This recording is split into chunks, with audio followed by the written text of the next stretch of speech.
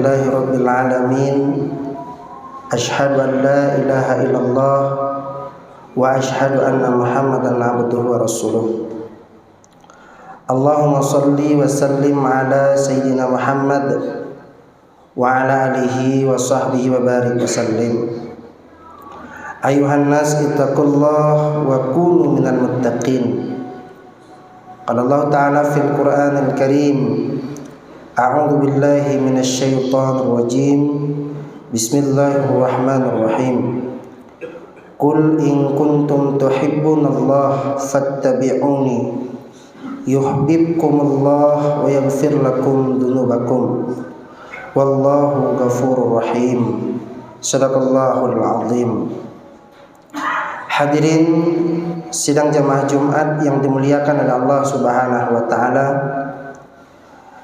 Pertama sekali marilah sama-sama kita mengucapkan puja dan puji beserta rasa syukur kita kepada Allah Subhanahu wa taala, di mana Allah sampai hari ini, sampai detik ini masih memberikan nikmat kepada kita semua, sehingga di hari yang mulia ini kita masih bisa melaksanakan ubudiyah kita kepada Allah Subhanahu wa taala.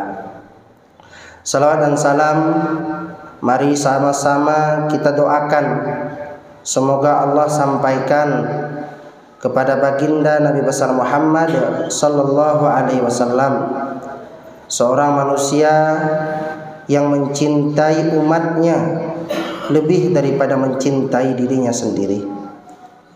Baginda Nabi telah korbankan hartanya, juga baginda Nabi telah korbankan tahtanya. Bahkan andai kata ada permintaan untuk beliau korbankan nyawa, itu pun akan beliau korbankan, dengan tujuan hadirin bagaimana agar beliau ini mengharapkan, yakni bagaimana agar umat ini bahagia di dunia juga bahagia di akhirat dengan berada dalam surganya Allah Subhanahu wa taala.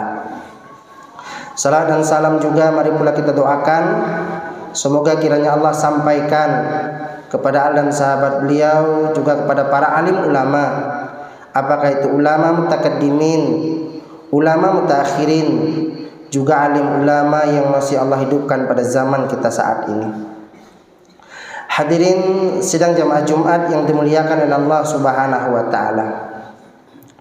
Suatu ketika malaikat Jibril pernah datang dan menemui baginda Nabi sallallahu alaihi wasallam. Maka saat itu malaikat Jibril bertanya kepada baginda Nabi, "Nggih kene malaikat Jibril ni ya Muhammad, wahai Muhammad, izinkan aku bertanya kepadamu hari ini." Nggih kene baginda Nabi, wahai malaikat Jibril, tanyalah apa yang engkau ingin tanyakan kepadaku. Maka saat itu malaikat Jibril bertanya, "Nggih kene malaikat Jibril Muhammad, manakah yang lebih mulia antara dirimu bila dibandingkan dengan langit, bumi beserta isi-isinya?" Ke bahasa kita ni Muhammad sisihan lebih mulia antara dirima urum langit, bumi beserta isi-isinya. Oh ya, pertanyaan malaikat Jibril. Maka baginda Nabi sallallahu alaihi wasallam menjawab, "Wahai malaikat Jibril, apabila dibandingkan antara aku dengan langit, bumi beserta isi-isinya, tentu aku jauh lebih mulia ketimbang itu semua." Hadirin sidang jamaah Jumat yang dimuliakan oleh Allah Subhanahu wa taala. Ternyata kita bandingkan diri ni baginda Nabi dengan langit, bumi termasuk kita, maka baginda Nabi itu jauh lebih mulia. Hal ini sesuai dengan apa yang Allah sampaikan dalam hadis qudsi. Kata Allah, laulaka ya Muhammad, kalau bukan karenamu wahai Muhammad, lama khuliqal aflak, maka aku tidak akan ciptakan lat batat kayu watu.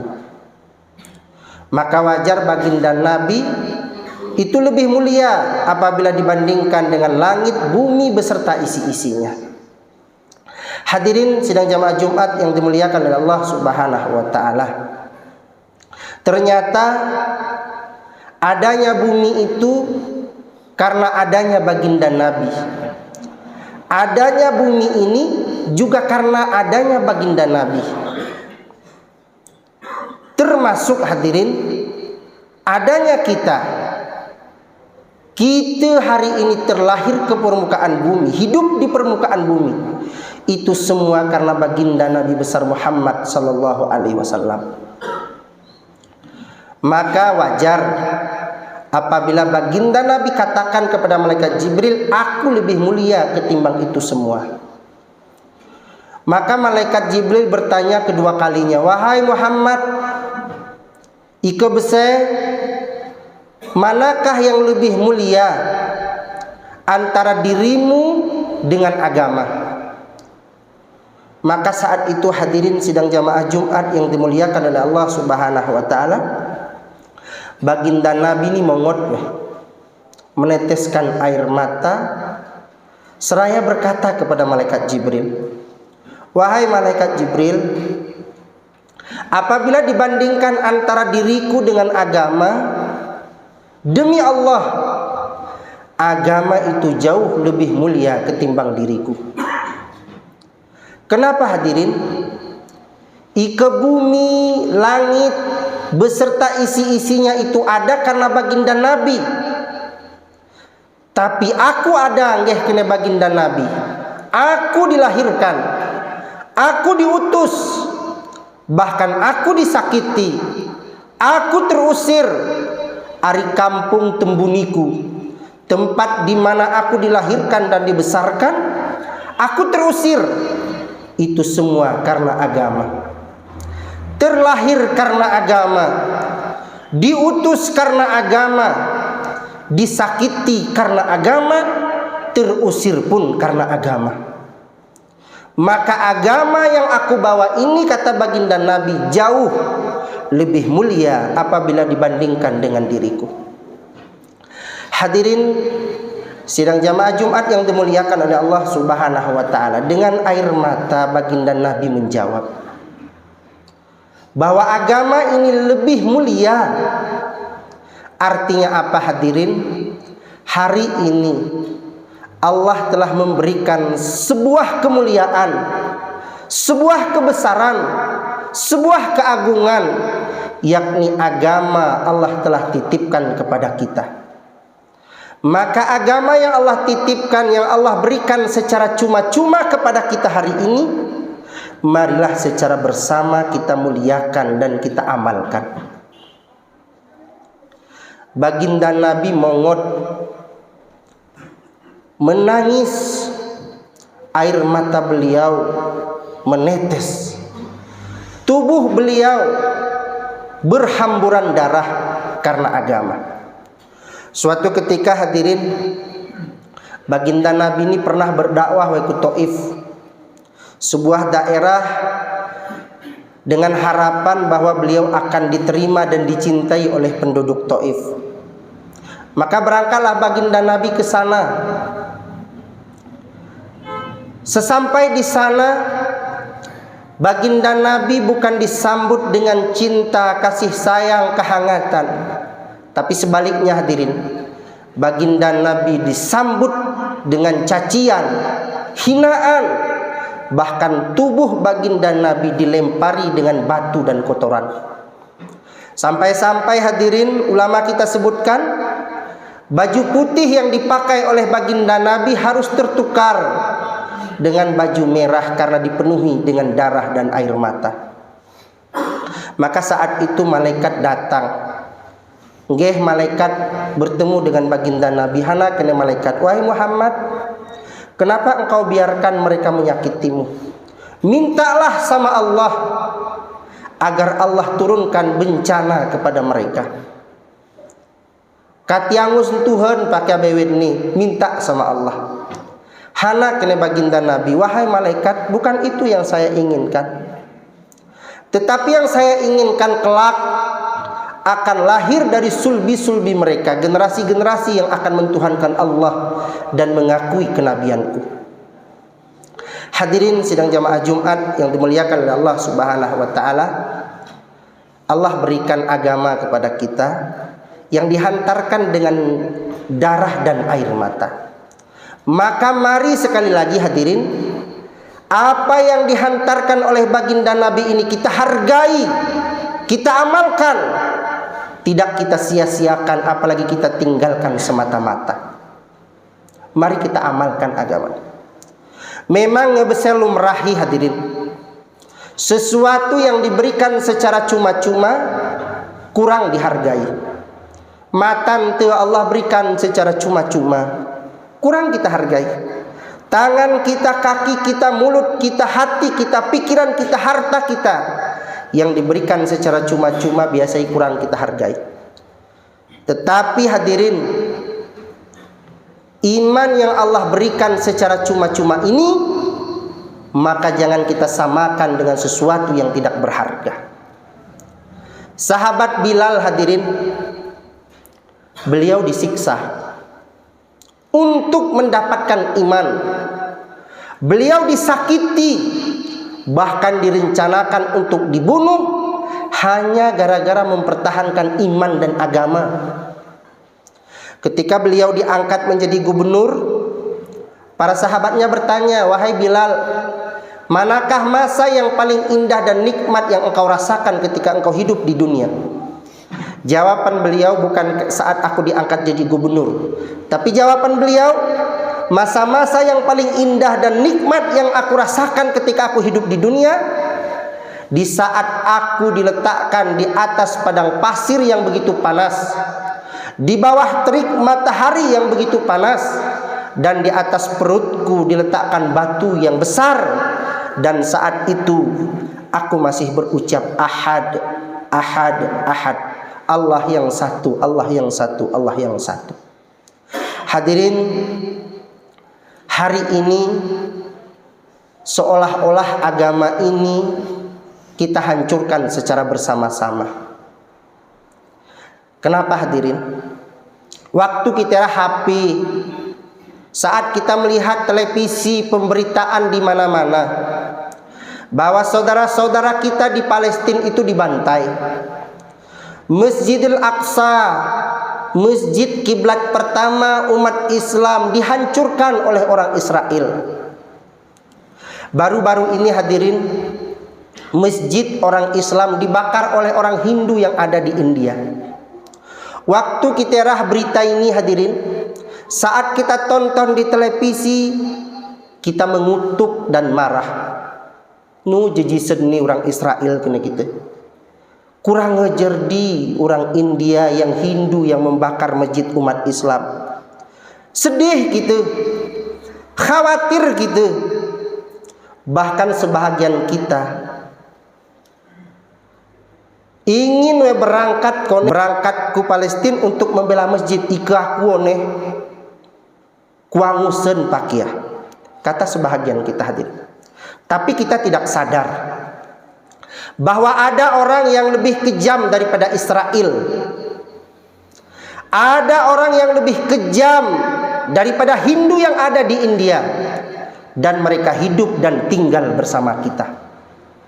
Siapa mereka itu? Nggih kena baginda Nabi, solat itu tiang agama. Faman aqomaha, siapa yang mendirikan solat artinya dia mendirikan agama. Waman tarakaha, dan siapa yang meninggalkan solat artinya dia sedang menghancurkan agama. Israel masjid hancur nih hadirin. Orang Hindu yang ada di India masjid mereka bakar. Kita tidak sadar bahwa anak tu yang tidak solat, istri kita yang meninggalkan solat, tetangga kita yang meninggalkan solat, atau bahkan kita yang hadir hari ini sering meninggalkan solat, kita bukan menghancurkan masjid, tapi kita menghancurkan agama. Hari ini hadirin kenggeh jemaahku kampung teni mahe duser, mahe motor krok kini. Iduserna masjid teni semua kita akan marah, bengis kita. karena masjid mereka hancurkan. Ikara parang gantung kita mah, ikara kunyur kita mah untuk menghadang mereka yang menghancurkan masjid. Tapi kita diam hadirin saat ada anak kita yang menghancurkan agama. Kita diam saat istri kita menghancurkan agama. Kita diam saat tetangga kita atau bahkan kita menghancurkan agama karena meninggalkan sholat. Jangan berharap kita akan menghancurkan orang Israel, orang Hindu yang ada di India. Nanti harap kita akan mengalahkan dan menghancurkan mereka. Kalau Israel kecil saja kita tak mampu kalahkan di rumah kita. Demi anak dan istri itu hadirin, kita murid mati mencari rizki. Beluh soboh kata nutan rime mencari nafkah untuk anak dan istri yang kita cintai. Kating jadi kuliah nanakku, kating jadi sekolah nanakku, mati-matian kita mencari rizki untuk mereka. Tapi kita tidak sadar bahwa orang yang kita perjuangkan secara mati-matian adalah orang yang menghancurkan agama. Kita mangan, kita minum, kita numi seatap dengan orang yang menghancurkan agama. Maka hadirin, mengamalkan agama artinya kita mendirikan sholat dan mengajak saudara-saudara kita, minimal anak tu kita pakati untuk mendirikan sholat agar agama ini hiduplah tersuasana di diri kita, di keluarga kita, di kampung kita. Agama ini akan hidup dan tersuasana.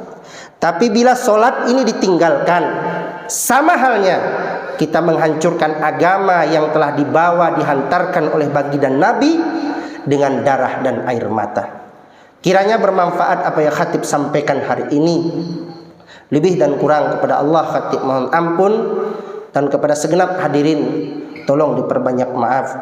Alhamdulillah, alhamdulillahirabbil alamin. Asyhadu an la ilaha illallah wa asyhadu anna Muhammadan abduhu wa rasuluh. Allahumma salli wa sallim ala sayyidina Muhammad wa ala alihi wa sahbihi wa barik wa sallim. Ayuhan nas ittaqullah wa kunu minal muttaqin. Qala Allah Ta'ala fil Qur'anil Karim, a'udzu billahi minasy syaithanir rajim. Bismillahirrahmanirrahim. Qul in kuntum tuhibbunallaha fattabi'uni yuhibbukumullah wa yaghfir lakum dzunubakum wallahu ghafurur rahim. Shadaqallahul azim. Barakallahu li wa lakum bil Qur'anil Karim wa nafa'ani wa iyyakum bima fihi minal ayati wa dzikril hakim wa taqabbala minni wa minkum tilawatahu innahu huwas samiul alim.